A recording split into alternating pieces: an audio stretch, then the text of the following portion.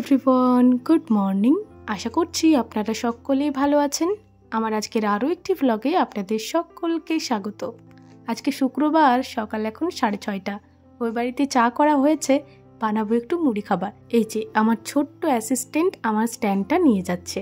আসলে আমি পেঁয়াজ হাতে রয়েছি তো, সে কারণে ওকে বললাম তুই নিয়ে চল। এই যে ছাঁচে পেঁয়াজ কুচোনো হয়েছে। চা করে ওই বাড়ি গেছি, মা দেখছি তখনও পেঁয়াজ কুচাচ্ছে, বাবা মিষ্টু ছাড়িয়ে দিচ্ছে আর মা কুচাচ্ছে। তো আমি বললাম আমি তাড়াতাড়ি কুচিয়ে দিচ্ছি, আপনিও না হয় ছাড়িয়ে দিন। তো তিনজন মিলে তারপর ছাড়িয়ে দিল, আর আমি বাকিগুলো কুচিয়ে একদম ধুয়ে নিয়ে এলাম এই ধারের বাড়ি। আজ বাবার মাঠে একটু কাজ রয়েছে, ওই যে লঙ্কা বেগুন এই সমস্ত কিছু তুলতে হবে। আর লঙ্কা তোলার কাজটা ভীষণ সময় সাপেক্ষ, একটু তাড়াহুড়োই করছে। অবশ্য কি আর করবো, এই পেঁয়াজগুলো কাটতেই একটু দেরি হয়। তো এই যে এখন তাড়াহুড়ো করে ভাবছি এই কটা পেঁয়াজই ভেজে দিই, বাবা আরে খাক, তারপর বাকি কটা আস্তে ধীরে ভাজবো। প্রথমে পেঁয়াজটা লবণ মাখিয়ে একটু জল বের করে নিলাম, তারপর বেসন, হলুদ গুঁড়ো, লঙ্কার গুঁড়ো, লবণ, সোডা সব কিছু দিয়ে ভালো মতো মাখিয়ে নিয়েছি। এই যে লঙ্কার গুঁড়োগুলো দিলাম, ওগুলো আমাদের বাড়ির শুকনো লঙ্কা। তো ওটা একটু ভয় ভয় করেই দিলাম জানেন, কারণ খুব ঝাল হয়ে গেলে আবার যদি কেউ খেতে না পারে। যাই হোক, এদিকে দেখুন কড়াই বসিয়ে নিয়েছি। এই কড়াইটিতে আগের দিন আলু ভাজা করেছিলাম, জিরে দিয়ে আলু ভাজা করেছি। আলু ভাজা তুলে নিয়েছি, তবে জিরেগুলো এই তেলেই থেকে গেছিল, তো এই জিরে কটা এখানেই রয়েছে। এই যে কড়াইয়ে আরও কিছুটা তেল দিলাম, আর তারপর দেখুন একটা উনুনপুরির জন্য তুলে রেখেছি। বাকি পেঁয়াজিগুলো এখন আমাদের জন্য ভেজে নিচ্ছি। মাকে বললাম ওদিকে বাবাদেরকে মুড়িটা দিয়ে দিতে, কারণ এই পেঁয়াজ হাতে হাত ধুয়ে ধুয়ে দিতে গেলে আরোই দেরি হয়ে যাবে। তো মা ওদিকে বাবাদেরকে মুড়িটা দিয়েছে, আমি এই কটা ভেজে তুলি, তারপর একেবারে পাতে দিয়ে দেবে। অল্প করেই ভাজা হয়েছে, ওই চারটে চারটে করে সকলের পিস করা হয়েছে আমাদের 8 জন সদস্যর। আর এই যে প্রথম ঝাঁকে বেশ অনেক কটাই দিয়েছিলাম, যেহেতু এতটা তেল, এই কটা এখন মাকে হাতে ধরিয়ে দিই, মা ওদিকে বাবাদেরকে দিয়ে দেখ। বাবা, মেজো কাকু, ছোট কাকু আর মিষ্টু ওখানে খাবার খেতে বসেছে। ওই কটা পেঁয়াজিতে নিশ্চয়ই ওদের হয়ে যাবে। আর এই যে বাকিগুলো এখন ভেজে নিচ্ছি। বাকি যে কটা থাকবে ও কটা না হয় রাত্রেবেলাতে খাওয়া হবে, কিংবা সন্ধ্যাবেলায় তো সকলে মুড়ি খায়, তখনও দেওয়া হবে। এই যে 2 ঝাঁকি ভাজা হয়ে গেছে। বেশ অনেকটা তেলে ভাজলাম বলে একসাথেই অনেক তাড়াতাড়ি ভাজা হয়ে গেল। এই যে দাঁড়ান আপনাদেরকে দেখাই কেমন হয়েছে। খুব সুন্দর গরম গরম ভাব বেরোচ্ছে। আর পেঁয়াজি হোক বা পকোড়া, এরকম গরম গরম খেতে বেশি ভালো লাগে। এটার কমতি বলতে ছিল একটুখানি বেসনের আর অল্প একটু লঙ্কার গুঁড়োর। ওই যে বললাম লঙ্কার গুঁড়োটা ভয় ভয় করে দিলাম। আর বেসনটা প্লাস্টিকে বাঁধা ছিল, আর খুললাম না, যে কটা ছিল আলাদা করে সেগুলোই দিয়ে দিয়েছিলাম। এতেও কিন্তু মন্দ লাগেনি, তবে একটু যদি লঙ্কার গুঁড়োটা পড়তো ঝাল ঝাল আরোই ভালো লাগতো। যাই হোক, 2টো পেঁয়াজি আর এই যে কয়েকটা বিস্কিট আমি এখন বসে বসে খেয়ে নিচ্ছি।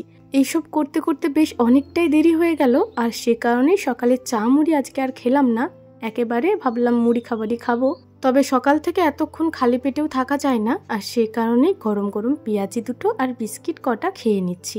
গরম গরম পেঁয়াজি খেতে খেতে আমার হাজব্যান্ডের কথা মনে পড়ছে, ওর এই পেঁয়াজি খুবই পছন্দের।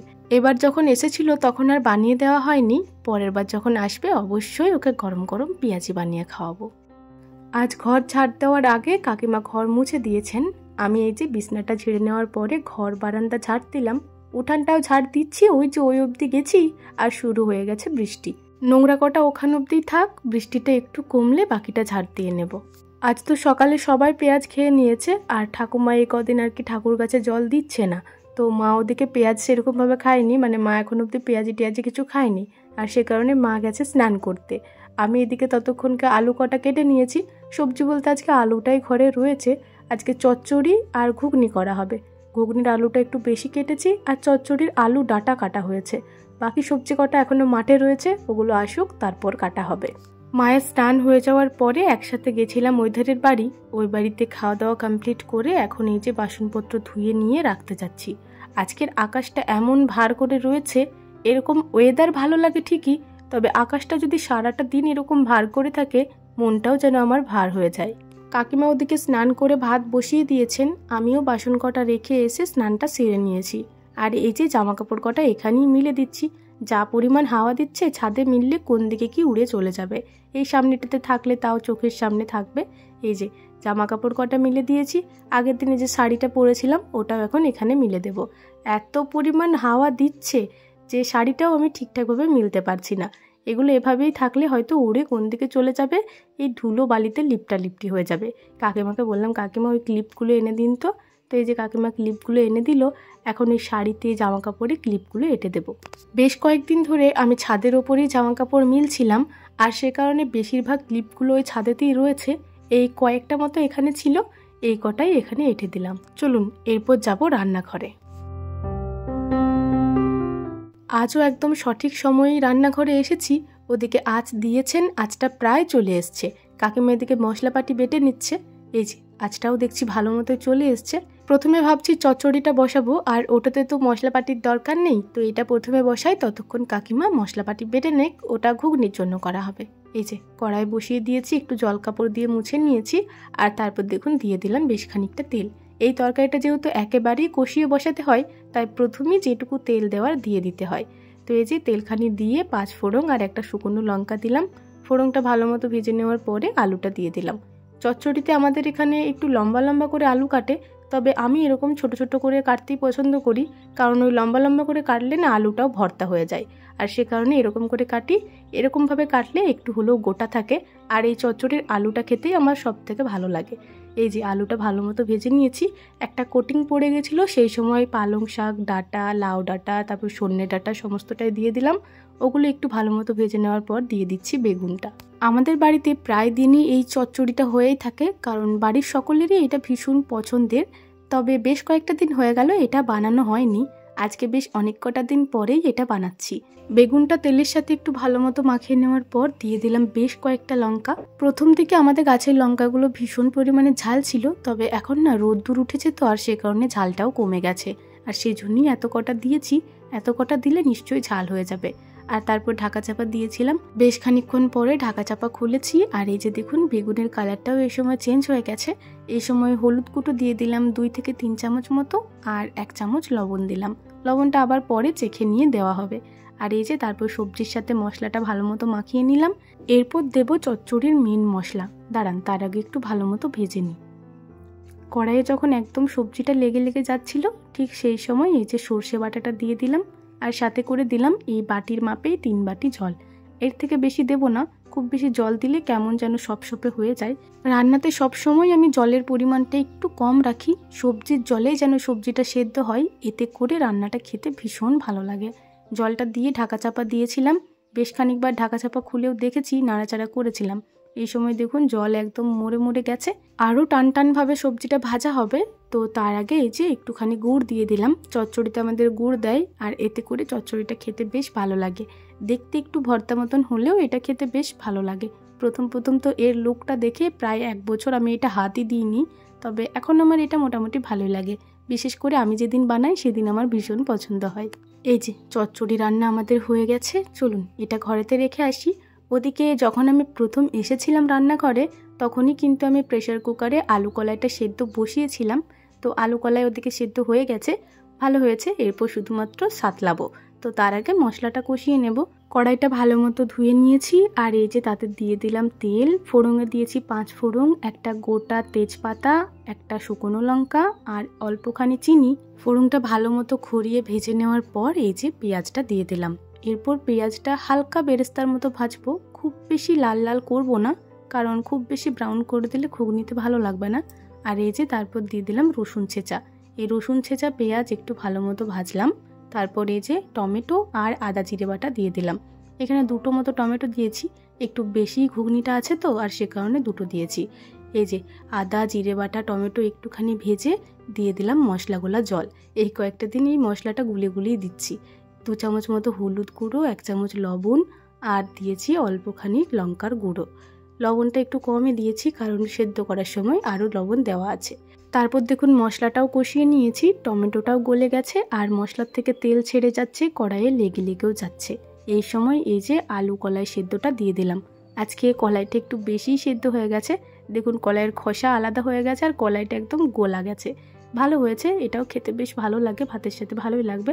তবে একটুখানি গোটা গোটা থাকলে ওটাও ভালো লাগতো। আলু কলাই সেদ্ধ দেওয়ার পর প্রেসার কুকারে আরও খানিকটা জল ছিল, সেটাও দিয়ে নিয়েছি। মশলার সাথে ভালো মতো মাখিয়ে নিয়ে টকবগিয়ে বেশ খানিকক্ষণ ফুটিয়েছি।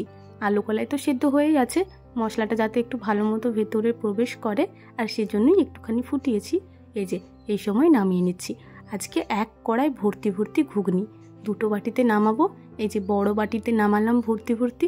দাঁড়ান এটা কাকিমাকে ধরিয়ে দিই, তারপর এই বাটিটাতে রাত্রির জন্য নামিয়ে রেখে দিই।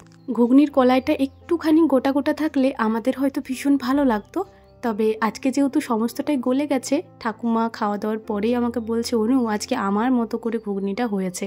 আসলে ঠাকুমার তো দাঁত নেই, কলাই গোটা থাকলে কেটে কেটে খেতে একটু অসুবিধা হয়, তবে আজকে কলাই গলে গেছে বলে ওনার খেতে বেশ সুবিধা হয়েছে। রাত্রের জন্য কেটে রাখা ঘুগনিটা ঘরেতে রেখে এলাম, আর তারপর দেখুন কড়াই ধোয়া জলটা এখন বাইরে ফেলে দিচ্ছি। আজকে এই 2 পদের রান্না বেশ তাড়াতাড়ি হয়ে গেছে, 12টা 10 মতো বাজে এই সময়ই রান্নাবান্না কমপ্লিট। কি যে ভালো লাগছে এত তাড়াতাড়ি রান্না হয়েছে বলে।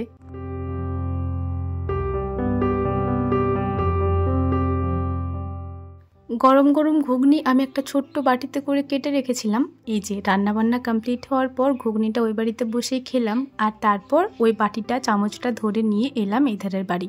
কাকিমা দেখছি এই বাসন কটা কলপারের সামনেই নামিয়ে রেখেছে, ওগুলো একটু জল দিয়ে ভিজিয়ে ওপর দিক করে তুলে দিলাম, আর তারপর হাত মুখ ধুয়ে নিলাম। আর এই যে কলপারে দাঁড়িয়ে দাঁড়িয়ে হাত দিয়ে জলটাও খেয়ে নিলাম।